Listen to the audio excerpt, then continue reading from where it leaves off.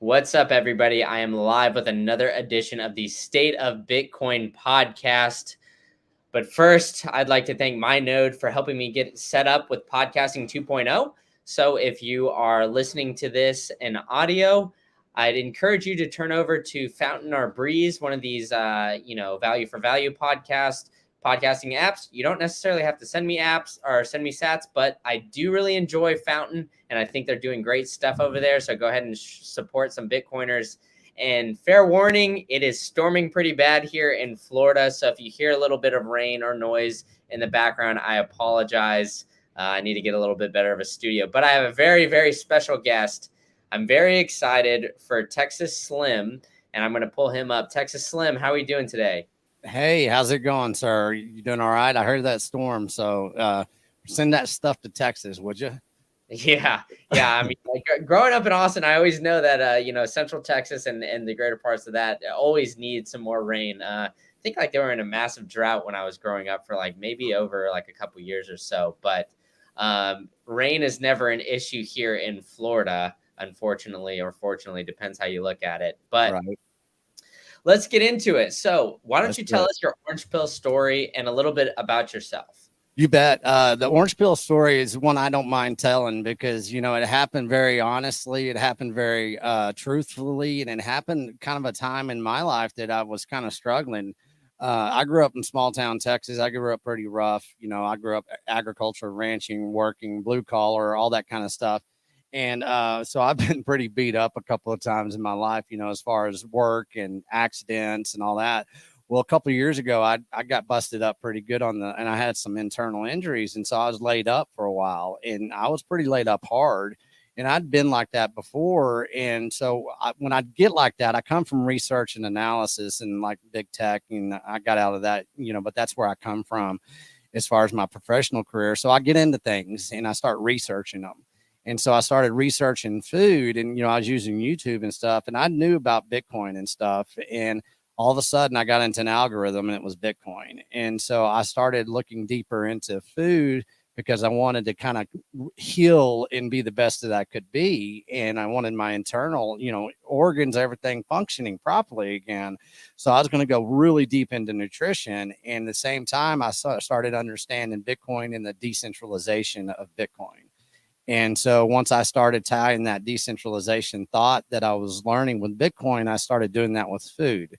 And at the same time, I started going down a food intelligence and a Bitcoin rabbit hole that's been the same ever since that I got, orange pilled.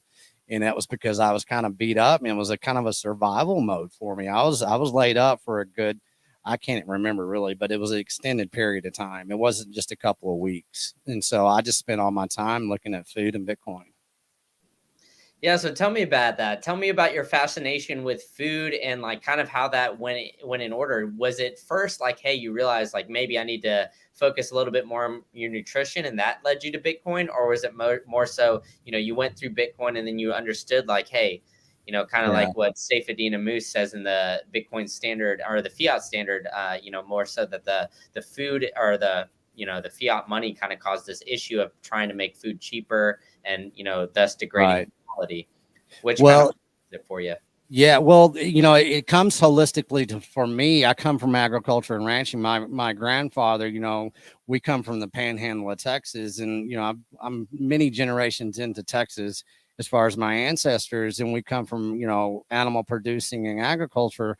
So I knew basically what had happened after 1971 within our agriculture. I knew all the deceptions. I didn't know exactly how deep, but my grandfather's land that I should be really, our family should still have basically was the devastation of going off the gold standard and, introducing monocropping. So I knew there was deception. And I've never been a fast food guy. I grew up with eating out of beef out of freezers. That's how we were raised. We always had meat. We always had produce from grandfather's farm. We didn't have to worry about supermarkets that much. And so I had a lot to lean on with food. But whenever, you go down the Bitcoin rabbit hole, you kind of, it enlightens you to look at something you might already know and dig a little bit deeper from a different perspective. And so I started, once I really, like I said, the decentralization of thought, led me deeper into the problems that we have in agriculture, within the cattle industry, within our food industrial system, and, how much it is controlled in a way that people have no clue about. I gotcha. Now that makes a lot of sense, and I completely agree. And I think it's pretty interesting that you come from that perspective, where it's more so, hey, you already knew the food, the deception of that, and then it kind Mm-hmm. of like led you to Bitcoin, and you're like, hey, this could be a potential solution.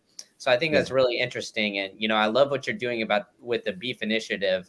So why don't you get into that? And I actually have a little prop here. I Okay. cooked myself a steak for this conversation too, so Well I'm gonna cut done, it sir. open. All I'm right. gonna, Are we yeah, going to grade it? Are we going to grade yeah. it I'm gonna online? cut it Well, open real quick and see what you give me real quick. proof of work. Don't trust, verify. Yeah, exactly. And the one issue I will preface this is I did go to a BitDevs meetup before, Okay. so I cooked it before and I heated up, so it might be a little bit more well done.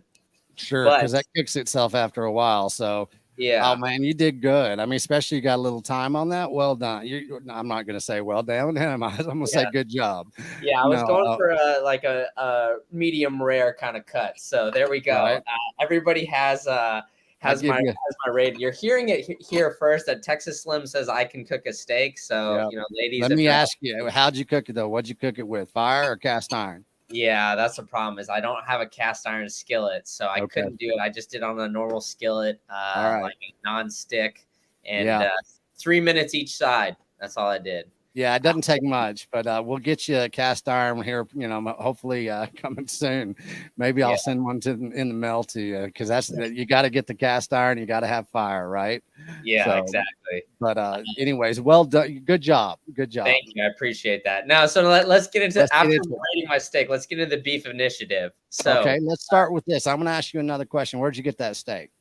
yeah, that's a problem. As I didn't shake my local farmer's hand, which I know you say, but I got it at my local grocery store. So, Exactly. So yeah, the market access is what you have. Your market access is a grocery store. Well, I've been doing food intelligence now for 3 years. I've been on the ground. There you go. I've been on the ground doing all kinds of things. I went out and fed the homeless for a good time. I was feeding 250 people a week.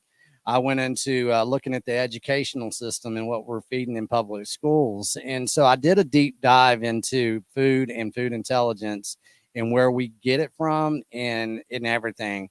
And what I even embedded myself into a harvest company last year. At this time, I was out in North Dakota, doing harvest, but I was actually researching.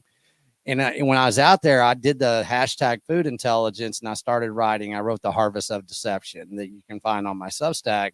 And I said, well, I can't bitch about all this without providing a solution. So I said, I'm gonna look back about how I was raised and how it was common to actually have a freezer full of beef, and how we got that beef and how you can still get that beef to today. Is just people don't realize it. And I knew that, the relationships that we had with ranchers growing up with the agriculture community was something that a lot of people needed to hear about. And so I started designing a roadmap and a storyboard that I was going to be able to do. And I gave myself a 10-year plan to basically open up and start opening up the agriculture and ranching industry to people and let people have a new consumer demand to the American rancher, because they're being run out of business. Our land is getting stolen. The beef is basically manipulated in ways like that. That beef, you don't know where that beef. I'm not gonna bash you because you got what you got, but I'm gonna tell a story that people don't know where their meat comes from. And just because it says USDA Prime, and it's needed, it's a needed certification and a stamp, but if we're still reading labels these days on food, then we really don't know what we're consuming. And so I knew that we had to get out there and we had to bring some food intelligence, and we had to make people understand that the war on meat is nefarious, and everything behind cholesterol, the fat-free lie, everything a lot of Bitcoiners already understand, that they would get what the Beef Initiative is, and they would be a foundation of value that the Beef Initiative needed to get a voice and to get people behind the movement. And that's how it's kind of transpired, and it's working out pretty good, because the Bitcoin crowd is the reason that we're here. And I like to thank everybody as much as I can, but everybody out there in the Bitcoin space, all the plebs out there, I mean, we're doing this, and we're doing this together. It is a big collaboration, and it's been a good ride so far. Yeah, so why don't you dive into that a little bit more? So, how is the Bitcoin crowd kind of helping you? And I think like you said earlier that the earlier talk, like 1971, you kind of noticed that the food degraded then. So, Mhm. how are you noticing that more Bitcoiners are kind of coming to that conclusion? And what are they trying to do about it? I know you have the Beef Initiative. Do Mhm. you see like kind of like a big wave of Bitcoiners like kind of figuring out the money isn't working, and then then Yeah. looking into other solutions of almost everything, whether it's food or real estate or quality of education, like all that kind of things. I feel like it's almost all intertwined in a sense, It and is. Bitcoiners are kind of waking up to that. So, are you feeling like the rally and like push behind Bitcoin with the beef initiative is helping it out dramatically, or do you think like do you also run into like some non Bitcoiners that also realize like, hey, the beef, the food quality and everything like that is going down as well? Right. Yeah. And that's a good question as far as the demographics of people. As far as the Bitcoin space and what they're doing, I just got off a 7,800 miles about. I did a kind of a Tennessee tour, barn raising tour. It was what I called it. So I road tripped across many states and, I spent like 40 total days on the road and I went to like 9 different Bitcoin meetups. And so I was telling everybody about the Beef Initiative. Well, within the Beef Initiative, what it is, we're going to build out the Beef Initiative just like we're building out Bitcoin with meetups, and it's hyper localization. You basically act locally, but you broadcast globally. And that statement comes from the Nash Bitcoiners, Rod over there at Bitcoin Park. And so you look at the Bitcoin community right now, and they are getting very in tune with food because they're starting to understand that yeah, the money was debased in 1971 when we went off the gold standard. Well, anything that was wrapped around that money is going to be debased too. And you look at the health of the United States from 1971 to 2022, the debasement of the dollar and the debasement of our metabolical health has been the same chart, and you can't deny it. So you look at the food, you look at the money, you start understanding as a Bitcoiner and somebody that's really serious about, moving forward and innovating within Bitcoin. Most people are starting to understand you better start with your food and you better start with the new market access that you can rely on, that you create for yourself, instead of relying on the same corporations that are basically the power behind the defaulting of our US dollar. You can't go out there be still eating chicken tendies and pizza pockets and be a true Bitcoiner. If you're going to be a true Bitcoiner, and I'm not saying you have to eat beef, but you're going to eat pure food and you're going to know the people that raise that food, steward that food, and you get a vertical integration back into decentralized money. You get a vertical integration back into clean food. You get vertical integration back into your health. It's all the same. It's all symbiotic, and you can walk that line and live that lifestyle all at once. And if Bitcoiners are over there just focusing just on Bitcoin, and they're boxing themselves in and compartmentalizing their understanding of Bitcoin, and you need to expand it out and you need to let it touch part of your life that you want to innovate into. And that's what I'm doing with the Beef Initiative, because I'm using how I was raised as a Texan in a small town, being surrounded by agriculture, and cattle ranching and, feed yard, everything that is the cattle industry. I was there. And so I said, it's a no brainer. I know the solution, and, we're proof of work now. I mean, we're selling beef through the Beef Initiative where you can buy beef with Bitcoin. We've have ranchers that are coming in daily into our platform that the Bitcoiners are reaching out to because they're searchable, and they're finding, like today, I've talked to a buddy of mine. He became a friend this year. He's a Arkansas rancher. He was struggling, and now he got into the Beef Initiative. Guess what? He's full of customers. People are ordering his beef, and he's basically going to get some more cattle, and he's thriving when everybody else is kind of stressing out. And now he's going to get onboarded and be able to accept Bitcoin for beef for Bitcoin. So that's That's how it's awesome. playing out. Yeah. Yeah. So like tell me about that. So you're basically like onboarding ranchers and everything to kind of help them out, Mm-hmm. avoid those fees, those transactions, having Bitcoiners straight up reach out to their farmers opposed to going to, the local grocery stores and Right. everything like that. So how is that experience going? I mean, it seems like, obviously in Texas, it's blowing up. And I know you guys have a conference coming up too in a couple weeks. So if you want to Yeah. dive into that as well, but how is that going with like ranchers and everything? Are they more open to, hey, I can go direct to consumer and kind of cut out these middlemen? And then, not only that, accept Bitcoin and, it's this hard money and everything like that. Are they kind of grasping that pretty easily? Or is Yeah. it, an uphill battle? Well, it's with anything. You have the level of ignorance and innocence of ignorance. You have a lot of things that get in the way of being informed and kind of, having that awakening and everything. The one thing that I knew about ranchers, that I know that the ranchers are out there, and we've proven that because I'm working with a lot of them now, is that a rancher already thinks decentralized. His whole life is decent. His whole industry is volatile. Bitcoin is not volatile to a rancher because they have to deal with commodities, subsidies, droughts. I mean, across the board, every year is a different year. So it's a numbers game from them. And so understanding Bitcoin for the people that are ready for it, because we all fall into Bitcoin when we're ready for it. Acceptance is a key.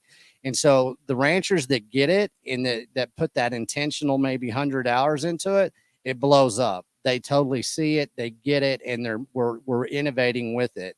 And right now we got Cole Bolton down there at K&C Cattle outside of Austin, right? And he's basically supplying all our beef within the beef initiative right now. That's all the beef boxes that we're selling. Well, he's the first rancher that I know of in history. I don't know if somebody has somebody else out there, but he's already a full coiner because he traded Bitcoin and beef. So he earned his Bitcoin by selling his beef. And we got him onboarded. We helped with the education. We gave him the technology stack. We have partnerships with IBEX now. We have partnerships. We were using OpenNo, but now we're using IBEX, and we've got partnership with Oshi. Oshi's the reward program. They can build in discounts and all kinds of stuff with Oshi. Transactional things are being taken care of with IBEX. So the technology stack is there. And once we move forward now, I'm onboarding 3 ranchers within the next 3 weeks as the Colorado conference is going on. And I guarantee you we're going to be onboarding a hell of a lot more ranchers after that, because it's almost drag and drop. We can copy and paste our technology stack into whatever they need, and we're helping them out with that e-commerce if they don't have it. Thing about a lot of people don't understand, these farmers and ranchers want to go consumer, peer-to-peer transactions. A lot of them already do it, but they have to rely on centralized platforms such as Facebook and Instagram, and they can't advertise their meat in certain ways. They've got so many restrictions, so they don't have a voice. And, that's what I tell everybody. It's like, it's time to give the American rancher a voice again, and they're getting it through the beef initiative. So it's all symbiotic. The education is there. The technology stack is there. The vertical integration's there. So I'm just telling people catch up right now, because we're doing it, and we've been doing it for a while. And I think here moving into the fall with what we're doing with food globally on the macro level and what's going to come down, because I know I get reports from ranchers every day what's really going on in the ranching industry and the beef industry. And it's not all this FUD. It's not all this centralized media propaganda. I know what's going on in the beef industry right now better than most people, especially in the state of Texas. And so that's why I want people to come in. It's like, be informed here, guys. Listen to the signal. We've put a lot of time into this. And, it is about selling beef, but it is about basically education. And the education is flowing, in both directions. We're orange pilling ranchers, and the ranchers are ranch pilling the Bitcoiners. So, Hey, I love this stuff. This is awesome. So, I do have a question in the crowd here. Joey from the Canadian Bitcoiners podcast. He's asking if you've considered meeting up or talking with Mark Ripto in Wichita Falls, Texas, because he's more so about like the strength training, and he talks a lot about, getting the protein and, kind of diving into that. Have you kind of considered maybe like, mixing the crowds or two, like, mixing oh the yeah. meat, like more of the strength crowd and stuff like that? Yeah, we are. And, in Colorado, you brought up earlier, and I'll go back to your question, but in Colorado, we're having a conference. We're going to have a conference, and it's going to be about, of course, regenerative farming and ranching. It's going to be, about how do you meet your rancher, right? And how you educate a rancher and how a rancher educates you. but we're going to go dive deep into nutrition. And basically now we've already had a conference that we brought in a doctor, Dr. Mary Kerr, and she talks about the benefits of pure animal protein, testosterone. So we're bringing in the nutrition discussion. We're bringing in, whatever it is. There is nothing that we're not going to touch within the beef initiative, because it is the source of the seed of everybody's empowerment. If you believe in beef, you believe in carnivore eating, there you got to start at the source of the seed. And so people like, what was his name out in Wichita? I'm sorry, Wichita Falls, you said? Mark Ripto. He's Mark like, I Ripto. guess, like a big strength guy. He's kind of like into CrossFit and that kind of stuff. Yeah. And he's like known for his brash teaching style and kind of like his humor along with that stuff. So, Sure. yeah, I mean, yeah, the collaboration is free. The collaboration is there. Anybody who wants to contact the Beef Initiative, and let's cross pollinate, the demographics of everybody that wants to get healthy and live, sound money, sound health, sound communications for a sound future. That's what we're about in the Beef Initiative. It's about living that life that, that sovereign individual life that we're all saying that we want in the Bitcoin space. And there's plenty of people from the nutrition and from the, the CrossFit, anything like that, from the athletic, standpoint. Hell yeah. I mean, we got to be strong to be able to, to move forward. And anybody that's already doing that, let's connect the dots to where we can actually build those nodes of market access to the type of beef that he needs, and create those relationships. And that's what we're doing within the Beef Initiative. So yeah, we're open to any collaboration right now. Yeah, you guys should definitely get together, and maybe I could try to help facilitate that with my buddy Joey here in the crowd too. But sure. I think this conversation is very interesting too, because a little background on myself: I ran track and cross country in college, and we had a nutritionist that visited us. And they'd always talk about, well, you can eat a little bit of red meat, but not a lot. Kind of stay away from it.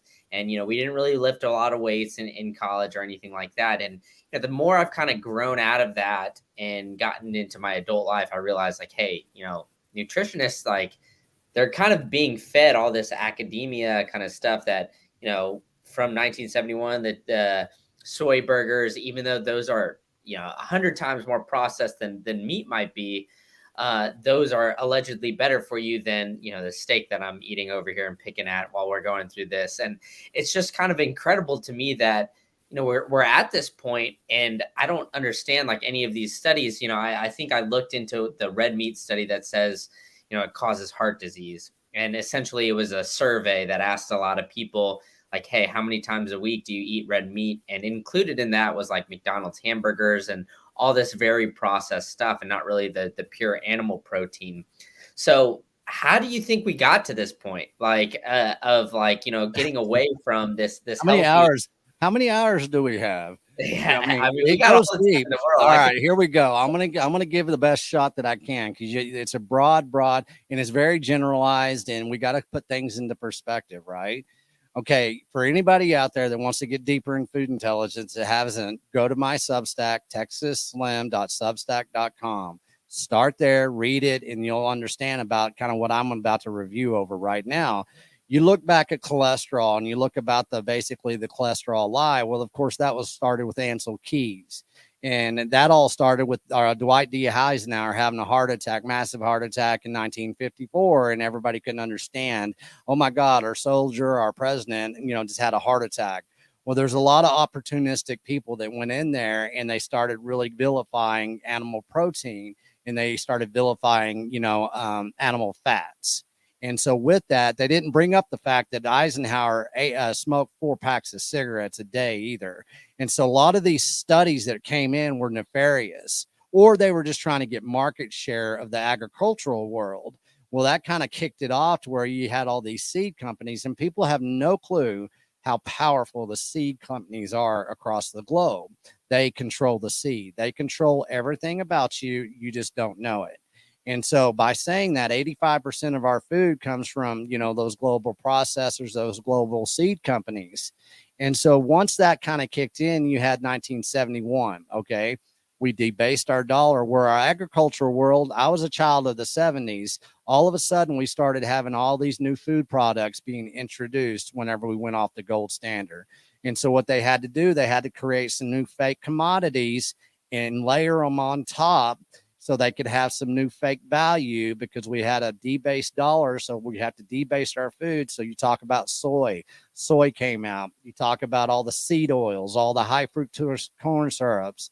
And then you had a lot of these institutions, these academic institutions. Well, nobody ever goes deep and say, hey, where was that study funded? Most of the time you can go back to a chemical company, a grain company, pharmaceutical company. You can find it. People just don't do it. You go to these major institutions that they have a degree, a PhD in nutrition. Well, I say, so what anymore? Because our country right now, 78% of 78% of us are metabolically, bankrupt right now. 78% is either obese or overweight. 1 out of 2 Americans is now diabetic or pre-diabetic. And so that type of academic study and that type of, I guess, academic authority has led us into a horrible place. And it's time for it to stop. And so you want to get back to how we got here. Well, let's look at before 1971. You can look at the pictures that you see all the time on Bitcoin Twitter, and you can see how we ate. Well, why was that? Well, it was because of animal protein. And so once you go down that rabbit hole of food intelligence, of the cholesterol lie, the fat fiction that, was based on seed oils, and you go back and you understand the manipulation that's happened in the last 100 years, you really do realize that it's been a bunch of propaganda, and it still is to this day. And you get a lot of medical people in the, doctors in the medical profession. I'm pretty good connections with Dr. Philip Ovadia right now. He's on the Bitcoin Twitter, and he's in a Bitcoin space. It's I Fix Hearts. And what he does, he's told me so many things that he did not learn in medical school. And so we say doctors aren't nutritionists. Doctors are doctors, and there is no correlation. They don't get a lot of studies, and they don't get a lot of time to understand nutrition going through medical school.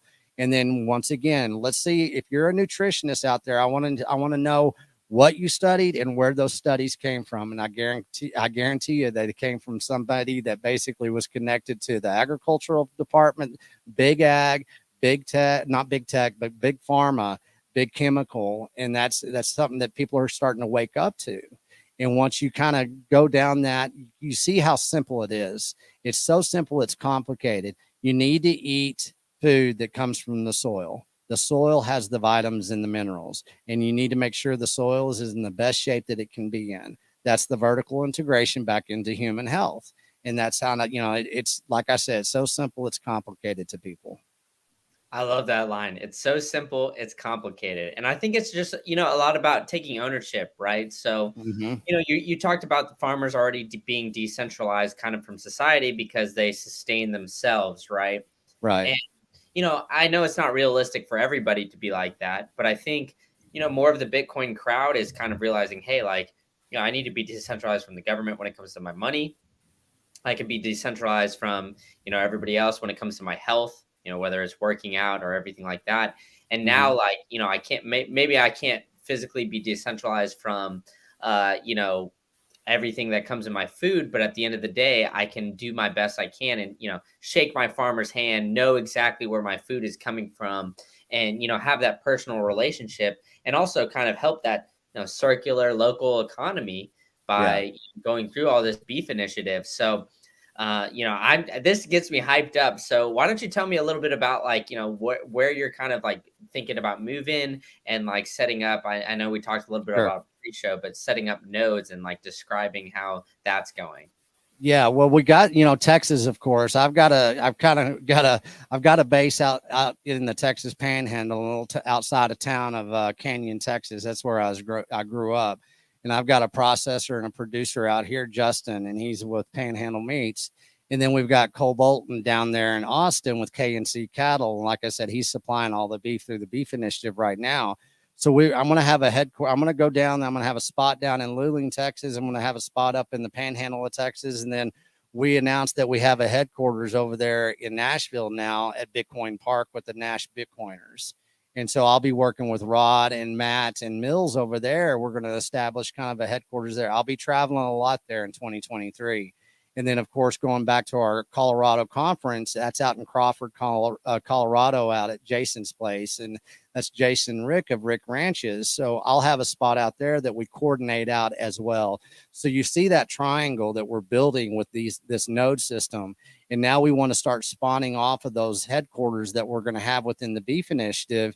And, by doing that, I'm going to start telling people, basically, if you're going to have a Bitcoin meetup, if you're anywhere in the United States, if you're not inviting a local animal producer, rancher to your Bitcoin meetups, you're doing it wrong, because you need to invite them, say, hey, would you come educate us? You don't even have to talk about Bitcoin. You can say, I have, a group of people that want to hear about what you do. We want you to educate us.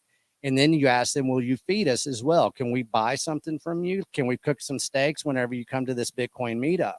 We start doing that, these nodes start going out, and all of a sudden these Bitcoiners realize, well, hell, I don't have to worry about the rest of the world freaking out about food insecurity right now, because my node, my Bitcoin meetup, we have a rancher, and everybody in that Bitcoin meetup space is now buying from that rancher.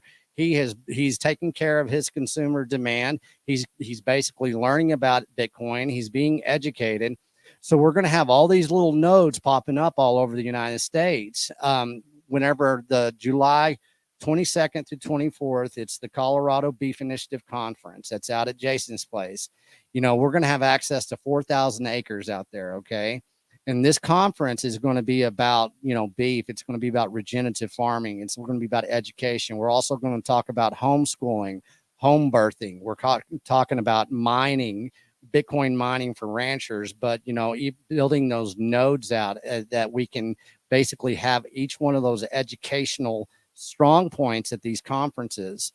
Once we have those kind of built out as a kind of a playbook for us, then we can start using that in these node building across the United States. I'm going to try to get up to Idaho in October. I'll be going to Wyoming at the same time. I'm going to go out to Washington State, Oregon, I hope. So we're just going out and we're just building off of these 3-point, headquarter system that we've already established, and they're thriving right now. People, every one of these nodes I just said in Texas, Tennessee, and Colorado, not Tennessee, we just announced it, but everybody else is, man, the ranchers are thriving and everybody's happy. They're storing up their freezers with their beef. So this is working. We have proof of work, and I want people to know that this is a solution. Yeah, I mean, there's a lot of great stuff going on, and I know if you want to purchase tickets to this, you can use Oshi, which with Michael Atwood. I had him on the pod a couple weeks ago as well. A lot of great stuff going on in Texas, and being growing up in Texas, it just makes me feel a lot of Texan pride. So it's a lot of great stuff, but I want to be cognizant of your time, so let's jump into some of these current event stories that I got going on. Okay. The first story, I feel like it's kind of on the outskirts of Bitcoin, but, at the end of the day, it definitely affects the narrative and everything surrounding Bitcoin, the inflation print. So CPI printed 9.1. It's the highest CPI print in over 40 years. And it seems like we're kind of saying this every single month. So, as a guy that's more boots on the ground, dealing with a lot of, farmers and, people that kind of deal with some of these overhead expenses, whether it's gasoline or some of these other, CapEx expenditures, just straight up just with these, people raising cattle and things like that. How do you kind of view this inflation? Because, obviously it's been very massive and the prints are, kind of a month previous. So how are you seeing that kind of affect like the everyday person? And like, what is your view on like, Bitcoin and how that could potentially solve that issue? Well, and it's a good timing to ask that question, because, I went on that tour and everything, and I've been telling everybody, they say, what'd you see out there? Because I just didn't drive the interstates. I went through small towns. I looked at America. And what I saw is that there's a new layer of poverty that's being stacked on the existing layer of poverty. And it's definitely happening. And a lot of people don't see it because they don't get out and they don't see the country, because they're living their life through the computer screens, and they don't leave their towns and they don't leave. But I went out there, and like I said, I drove over 7,000 miles, and I saw a lot of poverty. I saw a lot of things that don't look right out there. I see a lot of food deserts, and that's caused because of inflation of food.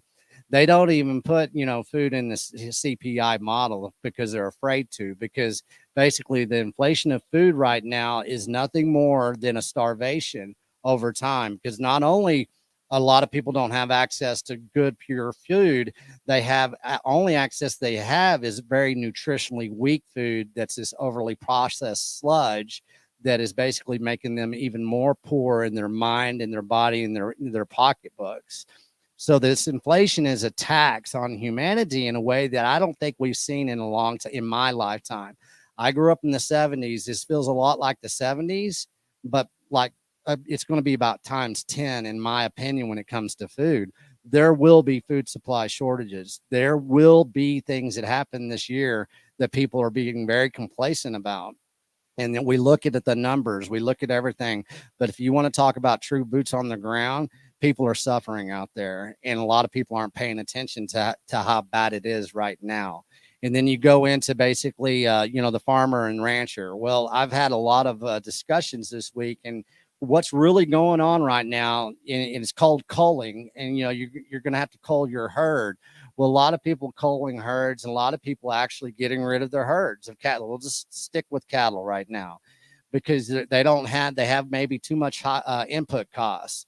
They can't afford the diesel. They don't have enough grain. They don't have enough hay. They weren't able to plan for this drought in a way that they did. And so you have a lot of smaller ranchers, smaller regenerative farming ranchers that are selling their cattle off, and they're getting rid of them because they can't sustain them at this time. So what that's going to do, it's going to flood the market with beef that's not ready to be beefed. And whenever you happen, you screw with inventories. And so what that does, and this is the plan globally, is what's happening is they're turning beef into caviar. They're going to outprice it to where the common man can't afford to eat pure animal protein. And then they're going to supplement that pure animal protein with this new fake commodity system that they're building. Because we're going through a global food industrial shift, and people don't really know what that means. It means it's being reinvented, and it's happening across the world. You got the Netherlands, you got Sri Lanka. All of this is part of the food industrial shift. And so you look at that in the United States, and you look at that with the American rancher. Well, that's going to drive a lot of the smaller guys out of business. And then basically the processing centers have control over that because they can buy that beef and they can basically make profit even if it's bad beef.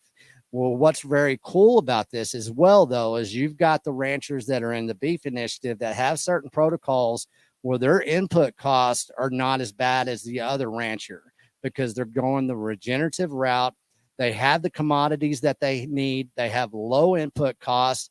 And the most important thing here that people don't understand, they have free market access to processing centers that are not four of the global processing centers. That is key here. And that's something that we've got in the beef initiative. We have full decentralized access through our processing centers in the beef initiative. So we don't have to worry about inflation. Our beef is going down. Our beef right now, you can buy 20 pounds of beef hamburger on the beef initiative right now. It's $110. You can't find that price in the supermarket. And you can't come to me and say this type of beef is more expensive. No, it's not. And for the type of beef nutrition that you're getting and that security of relationship and building that relationship with the rancher, that's priceless right now. And it's going to get a lot more. And I'm not a doomer. I'm not an alarmist, but people need to start paying attention. And if it doesn't affect you, then you might be in part of the country that it's not. But people in the city, they don't have that access to that rancher. That's why we have the beef initiative. We're delivering 48 states right now, and we're doing it pretty successfully. And our new processing center is about to open up to where our volume is going to increase by tenfold. And so we're doing that with all of this inflation, all this CPI, all the lies around food and CPI. And actually, we're maintaining our prices, and we're actually getting stronger. Our herds are getting bigger. And so we're going to be able to bring those people in that are tired of the lies of CPI, tired of basically, especially when it comes to good food, they're going to funnel into us just like people are going to funnel into Bitcoin because we're a Bitcoin company. I mean, we're backed by Bitcoin, and that's what's so beautiful about this. If I get confused about the beef initiative, I just go back to Bitcoin and I say, how are we doing in the Bitcoin space? It's open source, it's crowdsourced, and it's transparent, it's honest, and we verify before we trust. And that's how we're moving forward. It's the easiest business plan in the world right now, and people are going to catch on to that. Yeah, and I think like people are getting onto that. Yeah, exactly. Like you said, like especially with all these businesses kind of failing, Mm-hmm. the shitcoin casinos that are going on and everything like that, people are kind of waking up to this. And I think US or it was like US CPI was trending on Twitter the day that it dropped, which Yeah. means like to me that a lot more people are paying attention because, honestly, before I kind of got into Bitcoin and before like 2020, I maybe knew CPI, but I never really tracked it or anything like that. And seeing like how much they cut out food, how much they cut out gasoline, like all these other things, it's just, absolutely incredible to me. And I think more people are waking up to that fact. Well, let's look at 9.1 and let's just let's increase that about, I don't know, let's say 7. Let's get up to about 16 or 17%, and then we might be able to start talking. And the common man, the person out there that really has to worry about gas, food, energy, that matters. And it's convenient how they cut that crap out. And so their type of inflation is nothing more than a taxation. And the way they do their taxation is theft. And they did it because they printed so much money on a fake dollar that has no value anymore. And they know it, and they're running scared. And that's why Bitcoin is so powerful. And what a better place to start with Bitcoin, to educate Bitcoin, to use Bitcoin, except to get the food that you need to survive moving forward. And it's a no-brainer to me. Oh, 100%. Like I said, I think that the two worlds are kind of like hand in hand.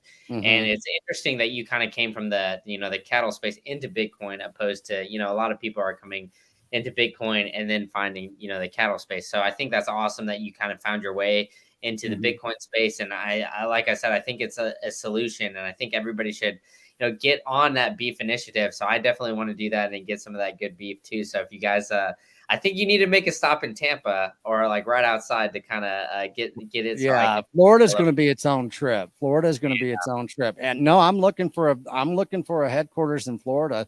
Florida has the second most, I think the third most cattle in the United States. It's right around the third or fourth.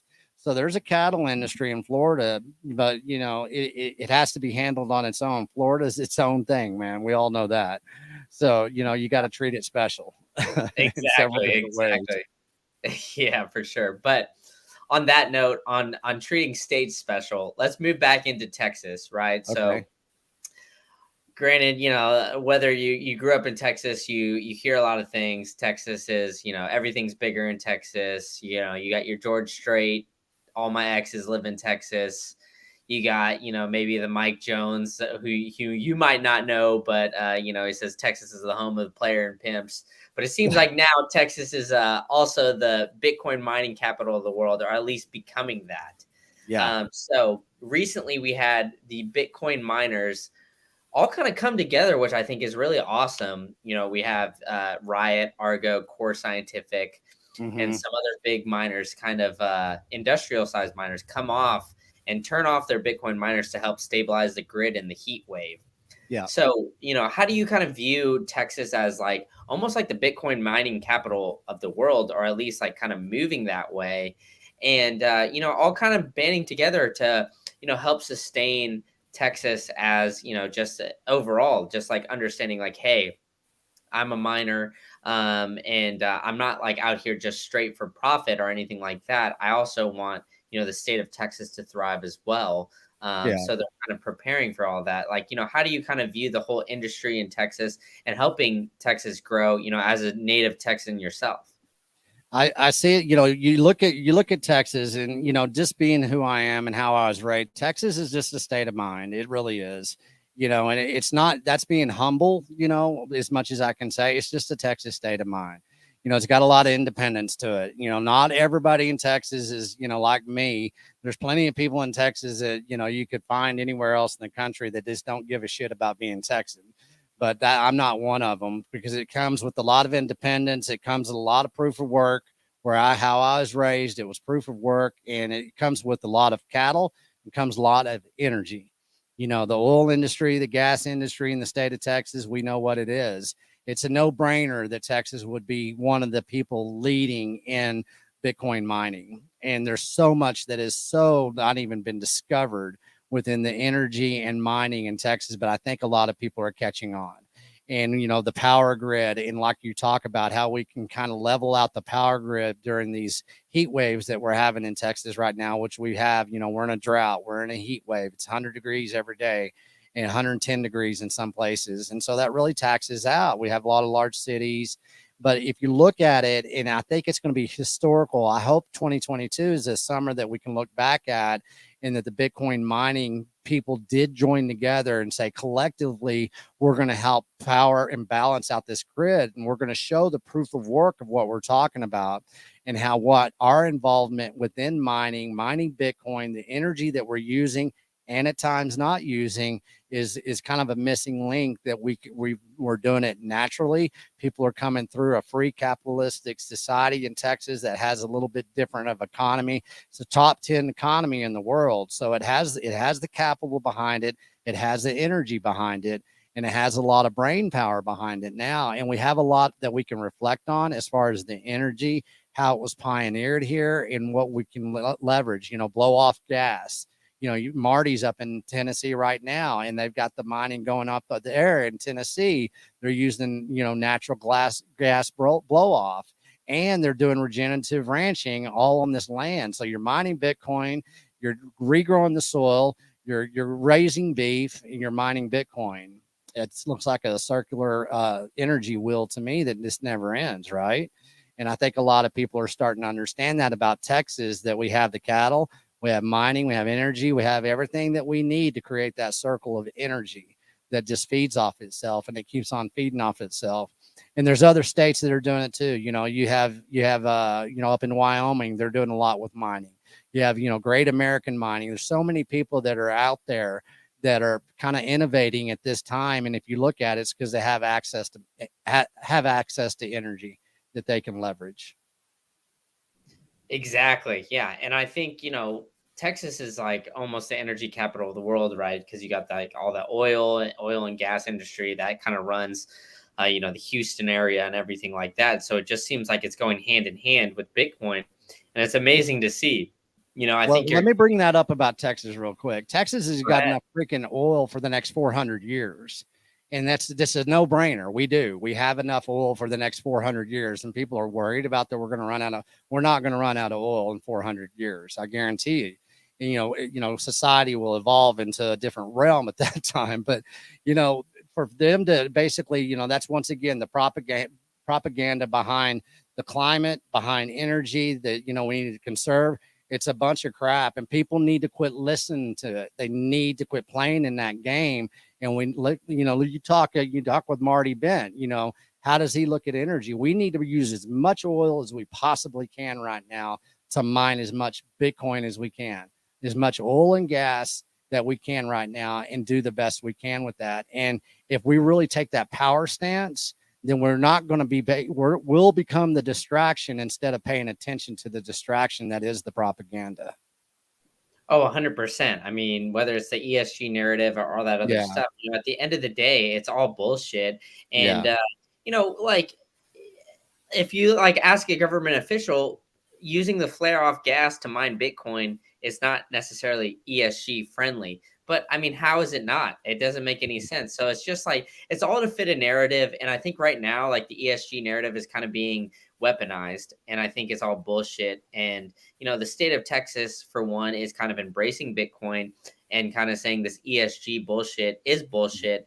And that's why, the state of Texas is thriving, while a lot of these states that are kind of embracing these policies and everything like that are kind of suffering. And you're seeing a lot of people too, like vote with their legs, right? You're seeing Right. people move to friendly states like Wyoming, like Mm-hmm. Texas, like Florida, like Florida. Tennessee. Like, Yeah. all these places, people are like flocking from the New Yorks, Californias down to there.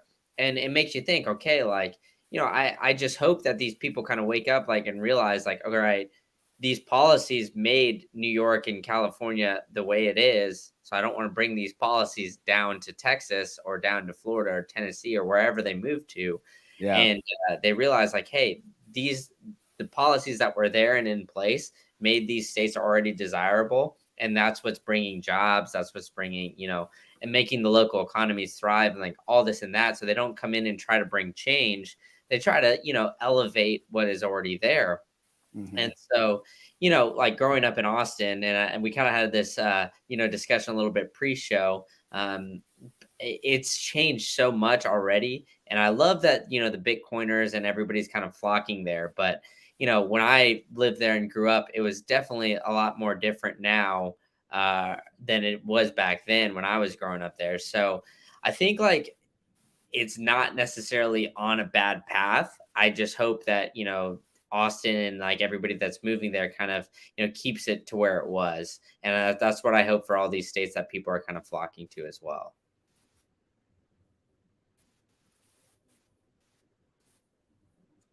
You there? I don't know if I lost him or not. Oh,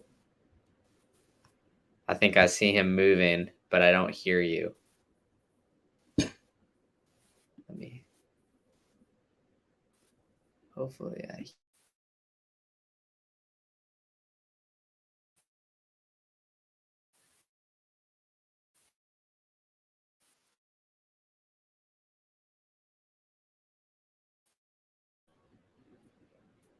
Texas Slim, I think you're frozen. So, I don't know if you can hear me or not, but maybe refresh and we'll get back into it. But oh, he's walking away, I think.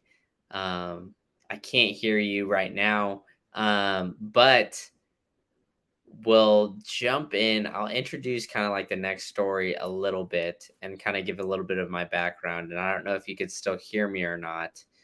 Maybe blink twice if you could hear me, but he is gone right now, but I will kind of keep moving on. So, the next story that we're going to talk about, and we kind of talk about this, a little bit earlier. So hopefully Texas Slim gets back in quickly. But, the next story that I want to talk about is the Cynthia Loomis bill, along with Kristen Gillibrand of New York. So if you're in the Bitcoin space, you kind of know Cynthia Loomis. And she's been known as a very big Bitcoiner, but they've introduced this bill, which I'm going to call more so the crypto bill opposed to the Bitcoin bill. And so, I'm kind of already giving away my point, I guess, by introducing it that way. But this bill is introduced to be, essentially put some regulation and some policy around the Bitcoin in the greater crypto space. And so the way I read this bill is it's more pro crypto opposed to pro Bitcoin. The wording leaves the bill open to some more I guess for another crypto to become a commodity opposed to just Bitcoin. Although it does have some positive impacts, it allows you to spend up to $200 in Bitcoin, capital gains tax free, which also is advantageous. And, we just had, obviously Texas Slim has talked about, paying your ranchers in Bitcoin. And so that can be something. Here he is. Texas Slim, how's it going? Can you hear me now? Yeah, I can hear you. Can you hear me? Yep, I can hear you. I can hear you. So I'm getting into the next story, which is the Cynthia Loomis of Wyoming and the Kristen Gillibrand bill that they've introduced. And I'm calling it more so the crypto bill. And Right. that's because, it seems like it's a little bit more pro crypto opposed to pro Bitcoin. The wording leaves the door open for another crypto to kind of become a commodity opposed to just Bitcoin being a commodity. Although it allows crypto holders to pay up to $200 worth at the time of purchase with no capital gains tax, which obviously is a positive.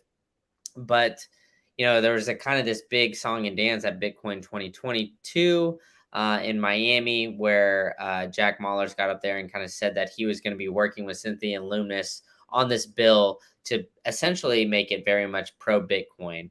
And so I'm a little disappointed on that. And I'd like to hear kind of your thoughts because obviously it is positive that You can pay up to $200 to maybe your local rancher or somebody like that and not have to deal with the capital gains tax. But how do you kind of deal this bill where it's not necessarily 100% full Bitcoin and it leaves the door open for maybe some of these altcoins or shit coins? Well, the way I look at it, and it's how we look at the Beef Initiative, is that there is only one Bitcoin, and it's Bitcoin.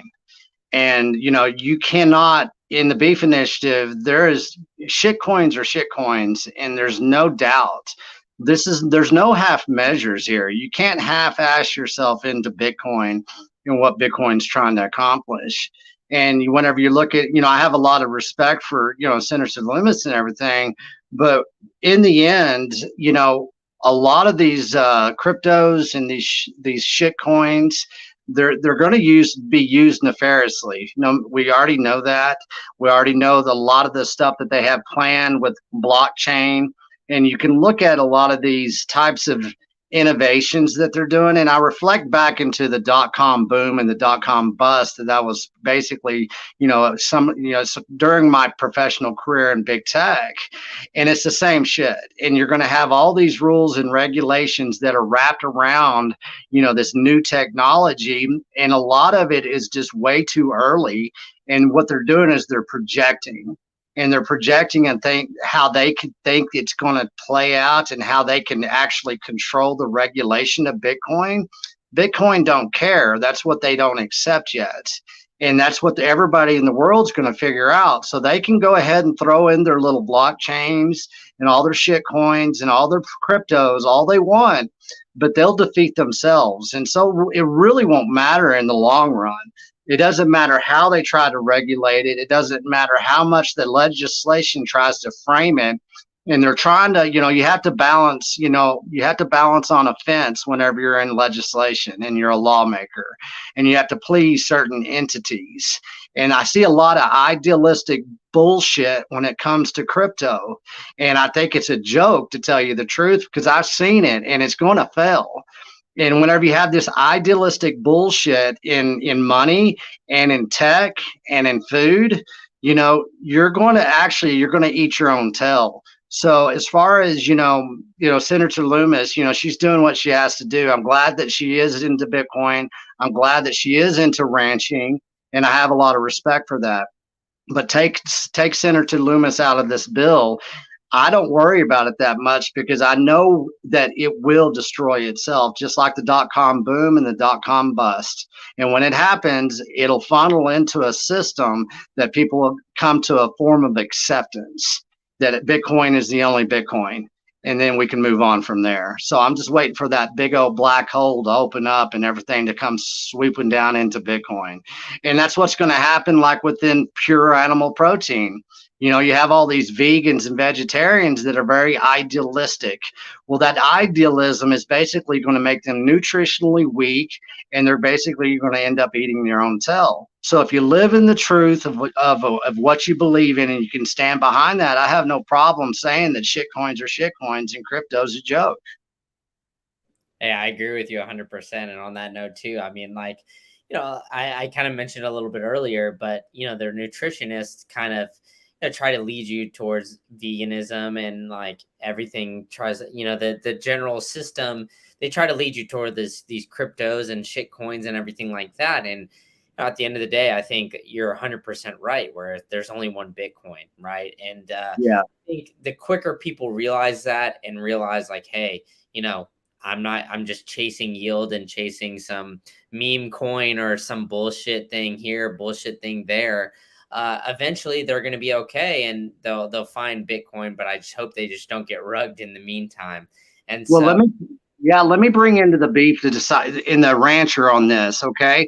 You look at crypto and you look at blockchain and how, it uses to, verify and, that centralization, that you don't have access to that data, and how they're trying to digitize our food. They're trying to digitize the cow in a way to where it takes all freaking control of raising that cattle out of the rancher's hand. And it's going to be done with some crypto technology, some blockchain technology that is centralized control by somebody that's very high on ESG. And everybody thinks that we have to know the pulse of a cow the whole time and to know exactly when that cow was raised and everything about that cow. And that's going to be used as marketing with this type of technology that they're trying to tell these ranchers that they have to adapt to. And it's just another form of regulatory capture that they have already done. And they're going to use crypto, and they're going to use blockchain technology to capture the rancher, just like the farmers and ranchers are now captured by the technology use agreement that Monsanto created decades ago. And so it'll be used against the American rancher. Well, if it's used against the American rancher in pure food, well, it's going to be used against you in a nefarious way. And that's what people need to wake up to. And then you have all this stupid bullshit NFT crap that's going around, and ranchers saying, well, I can take pictures of my cows and sell them as NFTs. And you have these people pushing these NFTs on these ranchers. Well, that's just giving the rancher false hope. I mean, it's not going to pan out. So there is only Bitcoin, and that's the only thing that the rancher needs to know about it. And I tell them all the time, I don't even have the discussion anymore. It's like there is only one Bitcoin, and it's Bitcoin. Exactly. And then, all right, so that kind of leads me into my next story, which is Celsius Network has filed for bankruptcy. So essentially, they're kind of, they're associated with Three Arrows Capital. So there's been Voyager, which has also stopped withdrawals and filed for bankruptcy. BlockFi, which got bought out at an extremely cheap valuation compared to what they were last year. And Three Arrows Capital themselves, which has filed for bankruptcy, and now the founders of that are seemingly missing and fleeing the country, supposedly. So, like Celsius Network is kind of known for giving, users a high yield and being able to loan against or get a loan against their Bitcoin and everything like that. So how do you kind of tell these farmers and people kind of getting into Bitcoin when you convince them, when they see products like this and you tell them, hey, don't be enticed by these kinds of yields, like, maybe hold your own keys or kind of do that, is it easier because the farmers are already kind of decentralized where they're maintaining everything? Or do you kind of still have those like uphill battles where they're like, kind of chasing that yield and chasing that extra Bitcoin, extra money? Well, I like to look at it, and this is observations from what I've been doing the last couple of years. And what I find out is that you can tell a rancher and their intention and how good of their rancher they are, how well they understand Bitcoin. If they're a half-ass rancher, they're going to be a half-ass Bitcoiner. And you see that across the board. So there's a balance there that you can notice. And, they understand the decentralization part of it, right? Well, they understand the proof of work aspect of it as well. They don't have to go much further whenever you say, well, it's proof of work, how Bitcoin is mined, how it's updated, how it's verified, the block, everything, TikTok next block. And so you start talking about it like that whenever it's time to educate them. Most of them do get it, and it's not a hard sell to them. They just don't know where to kind of introduce their understanding of it all, because a lot of ranchers, they're not that technical savvy because they're too busy being damn ranchers. They're not in front of the computer that much, but they do understand numbers. They understand manipulation. They understand corruption. And they understand, being independent and sovereign. So once they get into that rabbit hole, whenever they're ready, I always just tell the rancher that Bitcoin exposes the truth. So just go down the rabbit hole and you're going to find out the truth of everything that you look at from here on out. And a lot of times it's easy for them to get into that. And you bring up all the corruption, Celsius, Voyager, all this, bullshit that's happening. Once again, the dot-com boom, the dot-com bust, $1.7 trillion was lost pretty much overnight. And this is the beginning of that. And right now that would be about 4 point something trillion dollars with the devaluation of the dollar where it is right now. So you think about how big of a crash we're going to come into within the crypto space. It's going to happen. Yeah, and I couldn't agree more. And it seems like, it's just kind of like, it's a regulation, or it's a place where, the dot-com boom had a little bit more regulation because the stock market and the stock exchange is a little bit more regulated. Granted, it is manipulated, and I think there's no avoiding that. But the crypto space is a little bit outside of regulation, and a lot of these companies, blew up. And, Celsius Network, I believe, started in like 2017 or something like that. And then they had a multi-billion-dollar valuation last year, or maybe even earlier this year. And then now look at them. So I think like a lot of these companies blew up really quick and didn't know how to manage it, and wasn't prepared for a potential black swan or a potential dip, because they grew up, when it's all rising up. And, good companies are made during bear markets, in my opinion. And like you said, I think the more a rancher or somebody along those lines understands Bitcoin, the less the price matters. And I think, overall, that's great to hear that those good ranchers in there kind of have that faith in Bitcoin and kind of pick it up a little bit quicker. And so that has me really encouraged about the future. And I think, that opens up to more of the freedom aspect. And so, Sure. the next story that I'm going to go into is a little bit more on like the freedom of speech aspect. And so it's outside of like just straight up Bitcoin, but I think it kind of aligns with like the Bitcoin ethos and maybe like the Beef Initiative, where Twitter is now taking Elon Musk to court. And I think it's kind of been, this kind of funny saga. It seems like everything's kind of changing one way or another, but essentially Elon Musk proposed to purchase Twitter for $44 billion, I believe it was. And they weren't able to give him, accurate valuations of how many bots and fake accounts are on the platform. And so he's backed out of the deal. And now Twitter is up in arms and now going at him to make him buy it. But, I think no matter how you view it, Elon kind of wants to open up Twitter and make it more of a free speech platform without the censorship and things like that. So, how do you view, I guess, this? Because maybe some ranchers aren't on Twitter or anything like that. Maybe they're secluded from technology. But when you kind of do these traveling things and things like that, and you're open to speak freely and shake your farmers' hands and things like that, how do you think like those conversations go compared to maybe some of the interactions you see online, or some of the people, maybe mincing words and things like that? Like, how do you view this whole like free speech and maybe like some censorship movements that are going on right now in the United States? Well, going back to Elon, I think he's playing a game of chess is what he's doing. He knew what was basically on the internal works of Twitter, and he's exposing the truth of Twitter, which is fine. That's what he needs to do, and that little saga is not over yet. It's going to be to where he basically, in my opinion, they're going to come crawling back to Elon saying, please buy us, and he's going to say, yeah, maybe, let's knock down that that bid that we first settled on. And I saw that during the dot-com boom too. You look at Yahoo. I mean, Yahoo had a big head, and what they there were billions and billions of valuation, and then what they sell for 4 point something billion in the end by Verizon. And so Verizon phone company bought Yahoo. And so we'll see if that's kind of the saga that Twitter goes through. Yeah, there's a lot of censorship. There really is. A lot of the ranchers, like I say, yeah, they're going to be on some social media apps and stuff like that. But for the true intelligence of what they do, they don't get censored. The only censorship that actually happens is if they're underneath that umbrella, which is the umbrella of Bayer and Monsanto and the processing centers. That's the type of censorship they have to deal with. They're not afraid to speak their mind, especially if they're not trapped under that umbrella.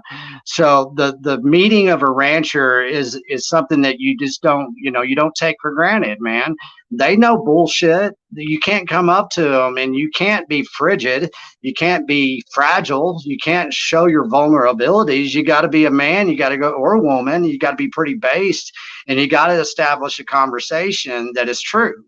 And if you approach them with some respect, that free speech is still very much alive.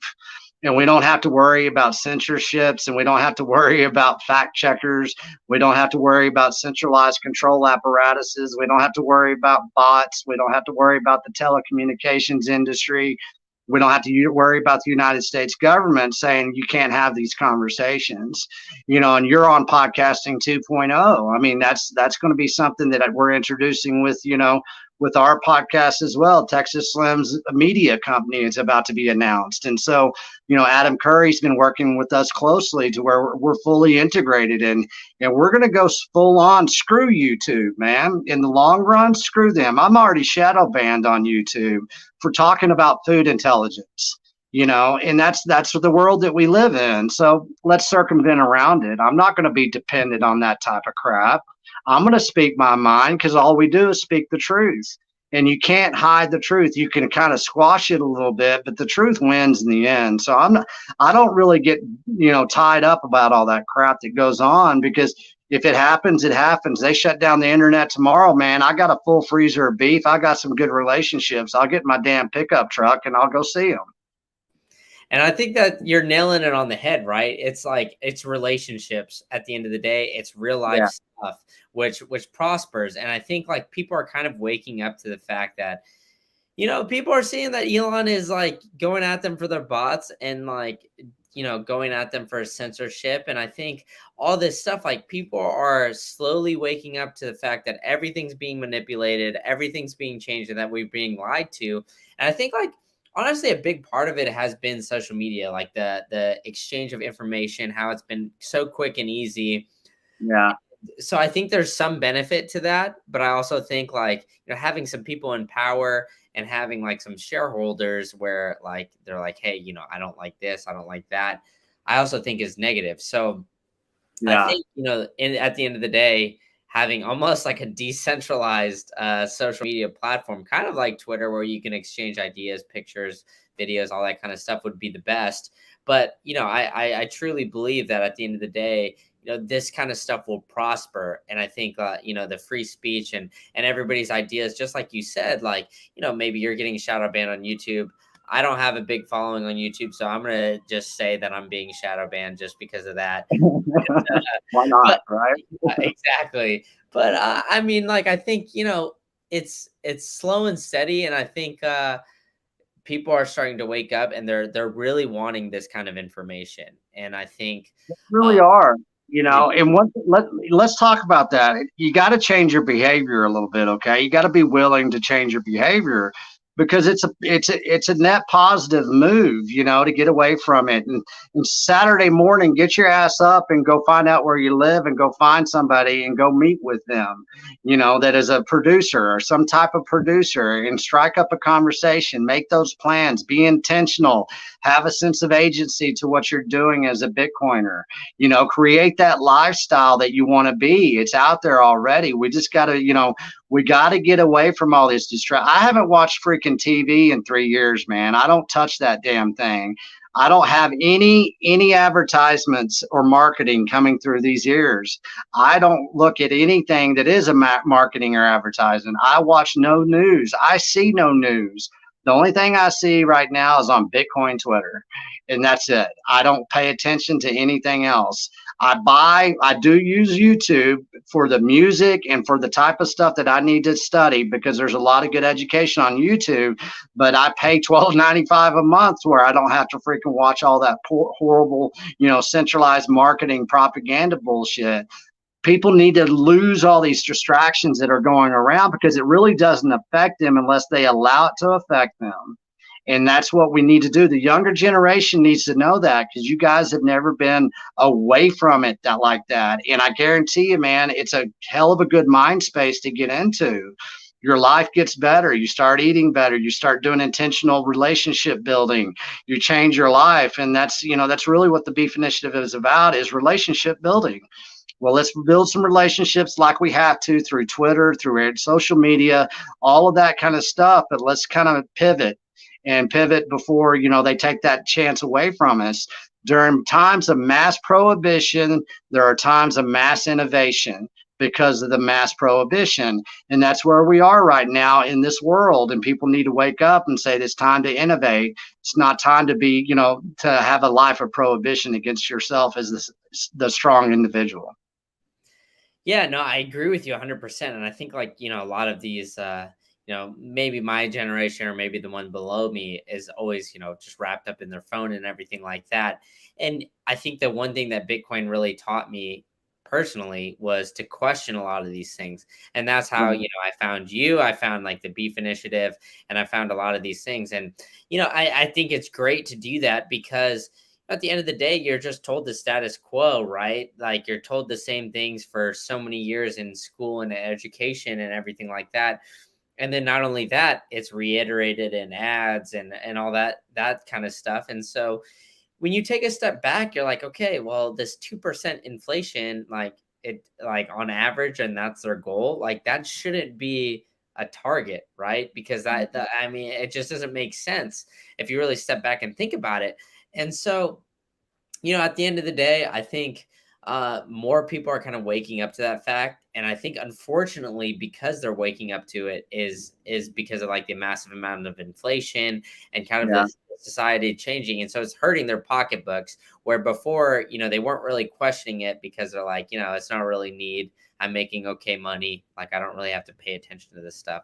But I think slowly but surely more people are waking up, and that's where I think like the Bitcoin movement and like stuff like the Beef Initiative is going to be really strong, where more of these people are waking up and going to realize like, oh shit, like why did all this happen? And then that's when they start reading, that's when they start researching all that stuff. And so I'm encouraged for the future. I'm a little mad and angry that it took like a COVID crisis, in air quotes here, of getting people to get on that. But I think at the end of the day, I really do believe like America allows entrepreneurs to prosper, and I think a lot of great things are going to come out of maybe this dip, as a lot of that great things came out of the last crisis and economic crisis and things like that. So I'm Yeah. encouraged, and I think like stuff like that you're doing with the Beef Initiative and everything like that, I think is awesome. And I think Bitcoiners as a whole just keep supporting him, and Well, right now, everybody has to understand in the Bitcoin space, this is one big collaboration. There is no script now. And so what we have to do, we don't have to ask for permission. Quit asking for permission. Go out there and innovate. Do whatever the hell you want to. Design your life to where you have a voice. And a lot of times you have a voice is because you innovate. It's not because you keep on talking. It's because you go out there and you make something happen. And if we can get that attitude going, and because like I said, once again, I'm sorry for repeating, but when we innovated during the dot-com boom, I mean, that was some exciting times, and I learned a lot. I had a lot of great experiences. It let me go around the world. I mean, it was fun. Well, I see that right now, that same type of, Austin, Tennessee, Wyoming, you got it everywhere in Bitcoin, Florida. Things are happening.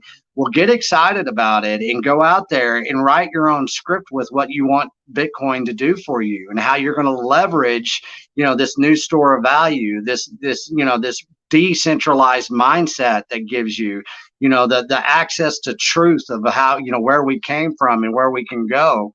Get excited about that. And the more that you don't pay attention to the distractions, it just makes us more powerful as a community, as a Bitcoin community. Yeah, I definitely agree with that. And I think Bitcoin is more so for like the common man. And so on that note, that'll kind of wrap me into the last story here. So the New York Yankees, they have now said that all employees can accept Bitcoin as payment. So, when you think of these sport athletes and things like that, you think of maybe like an Aaron Judge or, John Carlos Stanton, like the big names accepting Bitcoin as payment. And maybe it doesn't matter because they're making hundreds of millions of dollars a year, and okay, they receive $1 million in Bitcoin, which is a 1% of their payment or whatever. It doesn't matter. But I think the bigger story is that the Yankees are letting everybody accept payment in Bitcoin. So now you got the beer vendors, the hot dog guys, people showing people to the seats, all those kind of stuff. Being able to accept Bitcoin as payment. And I think that's a huge step forward because, now you're having the access to accept Bitcoin as payment for the common man. And, in New York, strike isn't available, but in Texas and in Florida, strike is. So if you want to receive your paycheck in Bitcoin, you can set some percentages and go through it that way. But I think just the more access people get to Bitcoin and allowing to get paid in Bitcoin right away, opposed to like, okay, I get paid, maybe I don't see it right away, I don't get the correct price, it's going up, yada yada yada. I think now the Yankees are going to have to, get a little Bitcoin on the payroll, and the Yankees are going to have to, have some accountant and have somebody like, in their tax department dealing with all that stuff. I think it just gives more exposure to everybody, and being such a prominent franchise and sports franchise, I think they're probably the most, the highest valuated MLB franchise, maybe next to Dodgers or something like that. But having something like that, allowing their workers to accept Bitcoin, just gives it even that much more validity than it had before. So what do you think about this movement of not only like the Yankees doing this, but like all these companies allowing people to accept Bitcoin as payment for their time and effort? Well, yeah, I mean, I like the two part of the question, because I'll go back to like the vendors, the people that are trying to make a living, piggybacking on the industry of Major League Baseball, right? Well, I go back to, Cole Bolton with K&C Cattle, that's already basically traded for a full Bitcoin. And he has the right to do that, and he has the right to make that decision to do that. And he can go into Bitcoin and saying, hey, I just want to save on the transaction fees from the credit card companies. I don't want to pay that 2.7%. Or maybe he wants to leverage 10% of his Bitcoin is just out of sight, out of mind. He doesn't even think about it, and he does his business model around that 90%. Therefore, he has that peace of mind that he does have that store of value that he's going to build his legacy on. Or maybe he's going to go 50-50 and say, hey, let's get this. Let's hit this next cycle. And really, guess what? That's his decision. He gets to do it. Okay, well, to get to that point, to that mind space and to the technology stack, that was innovation. So what he's doing, he's being part of the innovation that's taking us into the next step. And that goes to the New York Yankees. Well, you damn right, they're going to have to figure out some books now. They're going to have to find some accountants. They're going to have to look at their organization and say, how do we adopt this? How do we create a business model around this new payment system? Because we're going to have to talk about retirement. We're going to have all these kinds of different things that we do offer that's based on fiat. Well, now we got to base it on Bitcoin, and we've got to allow everybody, and we've got to look at the legal side of that. What are we going to do? All of this is just forms of adoption and innovation that basically is forced upon an industry that might be fighting it. But once you get these people that truly innovate within to it a little bit, they become the norm. They take the arrows because they're the ones that are through the door first. Well, after that, then you get everybody else running in because, the door is clear. The arrows have been shot. And that's whenever you see companies like within technology, you saw Amazon, Google, Facebook came through from all those first runners in technology. The Netscapes, the pets.com, all that crap that happened. And then you had the true innovation that came up behind that. You're going to have the same weight and the same thing that happens in Bitcoin. And it's a good thing that a Major League Baseball team, the Yankees, they're taking that responsibility to be that, because maybe they understand to stay that high on the pedestal that they're going to have to do something like this. And they're finding a way to maybe make the sport more popular again. There's no telling where this is going to go, but it's going to innovate, and we're going to be better off of it for it, because in the Bitcoin space. Yeah, exactly. And you kind of made a point there about the 3% fees, and I know that American Express even charges up to 7% fees on those transactions, and it just makes me think, okay, like, even if they just say we're going to go as a status quo, but we're going to accept Bitcoin as payment, and instead of giving those 3% fees to Visa, MasterCard, or those 7% fees to American Express, we just hold Bitcoin in there. Yeah. Imagine doing all that with an appreciating asset opposed to paying off a depreciating asset in the US dollar. I mean, that just does wonders for not only like ranchers and farmers, but small businesses too. And I think, especially in a time where we had, the lockdowns and all these regulations and things like that that really killed small businesses. I think like right now more than ever, it's a no-brainer, right? Like you just It really is. I mean, it's going to save the small businesses in ways that hasn't been uncovered yet. You get out right now and you look at IBEX, you look at Oshi. Every Bitcoiner should be downloading Oshi and IBEX right now, onboarding with IBEX and Oshi and learning about it. You think about all these vendors, that within the New York Yankees, if they have IBEX, you have Zap right now. We have an invoicing system. You have IBEX, you have Oshi, all of these technology, they're there. We're ready to do it. And the Bitcoiners have to take the responsibility to go innovate into those markets. They're saying, okay, we want to accept it now. Where do we go? We have to step up and get that education to them, And so everybody out there, we need, from IBEX, we have Rai, we have Annalise, we have Carlilo, Michael with Oshi, JP with Oshi. You got some people out there that have done tons of work. It's ready, man. And so whenever we find these opportunities, let's go pursue them, just like with the ranchers. The technology's there. We have to bring it. We can't sit on our hands and saying Bitcoin number go up. We have to use it. We have to educate within it because we're the Bitcoiners. We have to take that responsibility. Oh, I agree with you 100%. And, if for all the people listening, if maybe you missed my episode with Oshi, with Michael Atwood, the founder of Oshi, it's very advantageous for plebs too, because, instead of Visa or MasterCard being those 3% fees, Oshi gives that 1%, back to you. And then there's the circular economy and everything like that. You're keeping the Satoshis within, your local area and everything like that. And it's very advantageous. So I encourage all the plebs to go out there and try to orange pill, whether it's your local coffee shop or brewery. And I'm actually doing that on my personal Twitter account, not the Green Candle one, but I'm going out and I'm working at breweries and coffee shops and things like that and trying to orange pill them and accept it. And I'm having a tough time right now, but and once I have that breakthrough and kind of go and orange pill some people, I'll be detailing that. So be on the lookout for that. And, let me tell you something I learned about orange pilling when it comes to the ranchers. Okay. People ask me all the time, say like, how do you orange pill a rancher? Because everybody wants to know, All right, this is it. This is the golden ticket here. So this is good information. Whenever you go up to a rancher, you go up and shake his damn hand. You look him in the eyes and you say, hey, my name's so-and-so. Would you tell me exactly what you do and why you do it?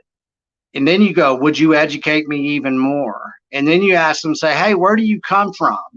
Why do you do what you do? How do you do what you do? What is it that you do? You get him talking about what he does or she, and then you say, would you educate me even more? And once they've educated you and they're educating you a little bit more because they want to tell you what they do for a living and you want to respect them for what they do, then you ask if you can buy something from them. And then you don't talk about Bitcoin. You go ahead and buy something from them, buy some beef from them. And then you say, well, hey, I'm going to be back and I want to have this conversation again. And then you go back and then you have that same conversation that you did in the beginning. And then you say, can I buy some more for me? You know where that conversation ends up going? Go straight to Bitcoin. You don't have to bring up Bitcoin.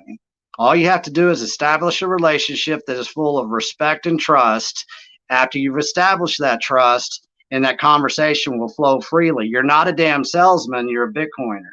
And that's what we need to understand. Yeah, exactly. And I think that's the biggest thing for me too. And I'm kind of trying to run into that. And the problem that I'm running into is like, I'm meeting with these baristas or these people that are working at the brewery and they're just working there. So I'm like, well, do I want to be that guy and ask for the owner or whatever? So maybe I got to go at a different time or something like that. Man, we got to get guerrilla with this. Okay. I mean, especially coffee shops and bars and stuff. You just ask whoever your server. I mean, they're busy. I mean, I bartended when I was young. Man, they don't give a shit about Bitcoin. They're trying to make money. So you just say, hey, you take Bitcoin? And they'll say no. And say, well, why not? And they won't have an answer. It's okay. And then, you go back, you say, hey, man, you take Bitcoin yet? And you just keep on asking them. And there's going to be that day that it just happens, man. People find Bitcoin whenever they deserve to find Bitcoin. You just have to be ready. It's like a relationship that's good. You know, the relationship just kind of happens and you just kind of accept it if you want to be in it, right? If you don't want to be in it and you're too pushy, then they're going to say, I don't want to be in this relationship with you. And so you got to treat Bitcoin the same way. It's like, well, I've already got a good relationship with Bitcoin, but you know, I want to share it a little bit with everybody else, but you're not going to push it on people because they're just not ready for it. And whenever they're ready, they'll get orange pilled, and then they'll become like a little disciple. You know, they'll become an ambassador for Bitcoin. It happens to everybody. So patience, low time preference, good communication, relationship building. You know, it's about sound money, sound health, sound communications for a sound future. There we go. That's the process right there. And so I think, like, for me, I'm gonna keep going back to the same brewery, same coffee shop, and I'm just gonna keep asking every time. And Sure. yeah, they're starting to get to know me there now that I'm working there and hanging out there during the day. So maybe I'll crack through one of these days. And I'll have to thank you, Texas Slim, for I'm going to tell you. I'm going to tell you another trick. Okay, what you do the next time is like, okay, you get them to download a Blue or Moon wallet, whatever it is, right? And you get them to download a Blue wallet, whatever it is that you choose. You know, whatever you feel comfortable with. And then all you do is you get them set up, as you're drinking a couple pints, whatever, and then you get them set up on their phone. And it takes a little time to get them set up. You get them set up on that phone. Says, all right, tonight, because you let me do this, I'm gonna go ahead and tip you twice as much as I was going to with fiat. From here on out, every time I come in here, I'm only going to tip you in Bitcoin. And you start with those slow little tricks like that, but you're really educating the whole way. And you go ahead and tip them out and send them, $20 a tip in a Bitcoin with a Bitcoin. I guarantee you they start paying attention because how easy it is. And that next day they're going to be looking at their little whatever Cash App, whatever the hell they're using, and they're going to say, "Shit, man." Wow. And then the next time you're going to tip them the same. And then you're going to keep on doing that. Say, next time I come in here, I want to be paying. And you're going to tell them, it's like, you're paying for my beer in Bitcoin. I mean, in cash. You make them go pay in cash. And then you say, I'm going to give you the rest of this in Bitcoin. And you start forcing the issue in a very subtle way. And you'll see things start changing. And that's how we got to start approaching it. It's a slow roll. It's low time preference. And we're not used car salesmen. Exactly. All right, Texas Slim, thank you so much for your time. I feel like I talked to you for days, honestly. So hopefully we meet in person one of these days and, we have a beer or maybe a steak, and I'll learn how to cook it on a cast iron or something like that. But why don't you tell everybody what you got going on, where they can find you, and if I think you miss anything, I'll be sure to bring it up. So. Okay, let's go down the rundown. There's a lot going on. Let's first talk about the Colorado conference. These conferences are special.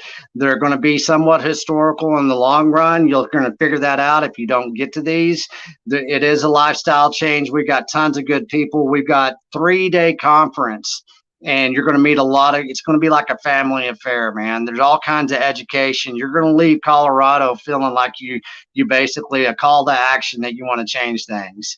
And you're going to feel pretty good. But you can go to the beefinitiative.com website. And it's beefinitiative.com, of course, and you can buy your tickets. You can look at the conference. You can look at the education that we're giving to the ranchers. You can look about our Texas to Tennessee tour I just did. We have a scholarship fund program that we've created. It's all backed by one full Bitcoin that I put up for the ranchers. And so we are a Bitcoin company. And then we're going to have another conference in September. And I'm not going to tell you exactly about it because we're going to get through Colorado, but we're going to have 2 more conferences this year. And then we're going to get ready for 2023. And, there's going to be a lot of conferences. There's going to be a lot of new headquarters coming up in all of these really great places that people are establishing, like Bitcoin Park. We've got down at, BitDevs. We got everything that's going in Austin. It's just too vast right now. We've got Colorado, strictly on regenerative farming and ranching the Colorado way with Jason Rigg. Anything else, man, go to the Texas Slim Substack, texasslim.substack.com. Learn about food intelligence. It's almost a damn book by now. There's plenty of information in there to get informed. Texas Slim's vision. We're podcasting 2.0, man. We're there, and go to the Fountain stream some sats, whatever.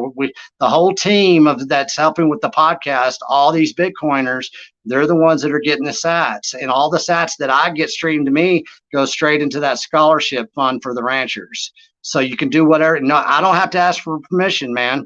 All of this is good stuff. So join in the Beef Initiative and find out where you fit in, and let's get busy. Exactly. And I'm going to put all that stuff in the show notes too. So if you want to check it out, please do support Texas Slim. And, what you're doing for the ranchers and the Beef Initiative is awesome. And I mean, like, I ate a steak here a little bit, tongue in cheek joking, but honestly, like, I really do appreciate what you're doing for all this stuff. And I really love it. So, when you're kind of coming down and you make the trip to Florida and go through all that stuff, like, if anything, let me know what I could do to help support or get the word out or everything like that, because, as a Texan, I really do support what you're doing. And I think, everybody, not only in the Bitcoin space, but everybody, around the country and around the globe can benefit from what this stuff you're doing. So Texas Slim, thank you so much for your time. I really appreciate it. And yeah, I'm going to have you back on, like maybe in like a year or so, to check up on you and see how this whole probably be sooner than that. It'll probably be sooner than that, man. But anybody that wants to help out the Beef Initiative, I just tell everybody, man, if you want to get a part of this and you want to help us out, I'm going to work your ass off. So get ready, just like a rancher. So, this is not fanboy time. We're going to get to work. So come along with us, man. We're about to accomplish a lot of stuff. Amen. Put in that proof of work. That's the whole Bitcoin narrative. Yeah. So everybody, and go follow Texas Slim on Twitter so you can kind of go figure this out. So it's not Texas Slim on Twitter. It's what is your handle? It's like Modern T-Man. Yeah, Modern T-Man. At Modern T-Man. So if you follow me on Green Candle, you can find him on my followers as well. So go ahead and follow him. Go subscribe to his Substack, check out the Beef Initiative. If it's close to you and you want to swing it, go to that conference and buy the ticket on the Oshi app too. So shout out to Michael Atwood and everything like that. Donate some sats to his podcast. I'll be doing all of the above. So thanks so much. In the last thing, everybody needs to remember this, because if you don't do it now, you're going to be trying to do it in a month or two.